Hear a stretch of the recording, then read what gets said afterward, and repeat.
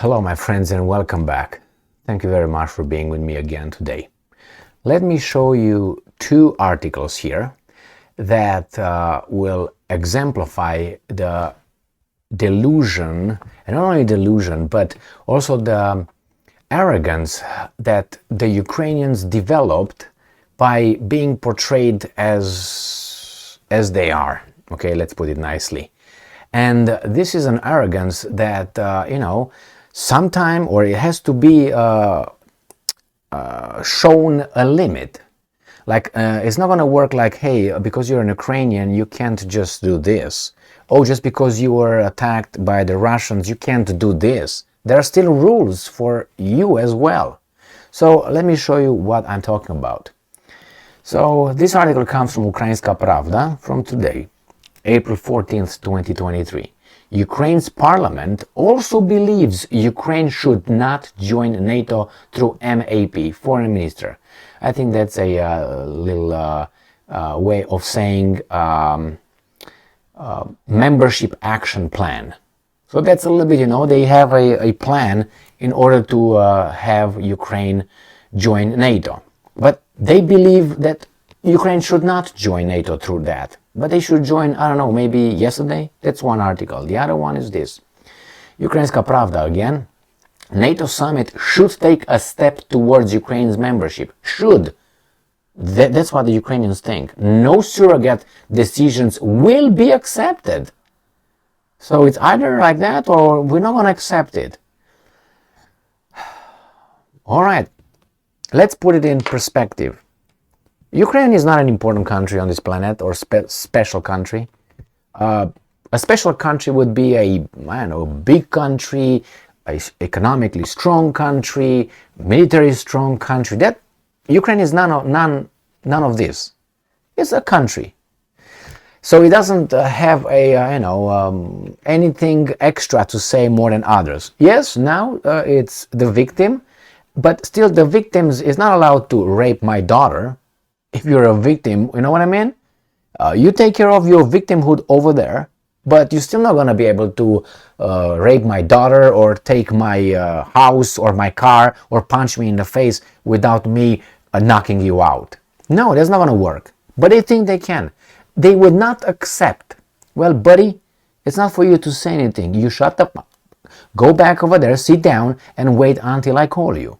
That's how NATO discuss with each and every Eastern European country, including Romania. I remember that vividly. Romanians did not dare to say squeak, nothing, even though the NATO needed Romania. The Romanians were servants, vassals, because the head that is bowed, the sword will not cut. That's a great Romanian saying. A lot of Romanians are proud about it. I'm not. I would eradicate that. I would give it to people that have this kind of psychology, how should I put it, mildly, so I don't do it too much. I don't know, a servant mentality, a slave mentality, as Friedrich Nietzsche put it. Slave mentality, master mentality. So Kuleba thinks that no, it's either the way or my way. Well, how about you? But anyway, imagine that you have a student, let's say a student, and the student was beaten up by a neighbor. And the student shows up to the final examination or to admission examination for college. Like in normal countries, you get an examination, then you get into college. Not like here, oh yeah, based on this and that, you go to college, you have a pen. Yeah, here's the college for you, get in. No, not like that. So anyway, in order to get into college, you go through some examinations. All people who apply go through the same test in the same time, same date, same hour. Fair, just. Now imagine this guy is going to come and say, wait a minute, I was just beaten up by my neighbor, so I demand that I should just be admitted to the university without passing any of those tests. Or maybe you can give me the answers to the test for about an hour and then you give me the test. That means cheating. That means special treatment for something that has nothing to do with the examination, buddy. Or, oh, let's go to a movie theater and say, I should not pay the admission fee because I was just beaten by the neighbor. Really? Well, I've been beaten by the neighbors a lot in my life. Doesn't mean I can go and... Anyway, so here you go. These guys think that they should not, they should avoid. Now, United States, just put it this way, United States, which is the boss of NATO, and NATO, they implemented certain kind of, rules that you have to check. Things, requirements that you have to check if you want to be accepted. And one of them, which is one of the most important ones, is that you as a country should not, and it's one of the most important ones, should not be having any problems with your neighbors. You have to renounce any, demands, territorial demands with any country. You have to have everything clear. Why? So you don't draw the alliance into a war with that specific country that you really don't get along. Once I'm in the alliance, I'm going to start shit with the neighbors, and then the neighbors are going to fight me, and I'm going to say, hey, Article 5, you all have to come and beat that guy for me. That's the whole reason with that. That's if you don't get along with a country, you have to make all kind of treaties and understanding that everything is okay. Imagine you're at war with a country. You cannot access, because obviously if you are a member, next second you want the whole alliance to get in. And it seems like the Ukrainians really want that. But the other guys, none of them want that, unless they're idiots. Why? Because the Russians, as I said many times, will not have patience. That means they're not going to fight a conventional war. Let's put it this way. They're going to tell them, the first bullet you shoot, we're going to send you nuclear missiles. Your way. I'm 99.9% certain that's going to be the deal. And they know it, But the Ukrainians seem to not want to pay attention. What the hell they want? What's going on here? I know what they want, but unfortunately their interest is blocked by another bigger, stronger, more important country's interest, which is Russia. More important because it's bigger, has more resources, bigger army, nuclear weapons, however you want to take it. That's a reality. I'm not saying that to look down on Ukraine or anything, but I can't say that all cultures are equal, okay? Just stop right there. Okay, a culture that, let's say, anyway, that's for a different thing. But imagine someone who has a culture that, I don't know, created symphonic or classical music in a country that has, or gling gling gling, glong glong glong glong, glung glung glung. I mean, it's a difference in understanding, in a lot of things, and it's more sophisticated. That means more put into it, more beep put into it, and many other things. I mean, I can't be, a cultural relativist because that's BS. I'm not here to, but anyway, the reality is like this. That country is more important. It's in the United Nations Security Council, and it's many, many things. So however you want to take it, it's higher. As the United States is much higher. That's a reality. Do you think that the United States will make a treaty as an equal with Albania or Romania or Ukraine? You gotta be out of your mind for the exact reason. So when these guys are saying this kind of, they demand this, it's like, will not accept surrogate decisions, will not be accepted. Buddy, you, Kuleba, are there because you are allowed by those guys. And he knows it. But he plays his card. What is he supposed to do? Ukraine will not be admitted into NATO as long as Russia is as it is.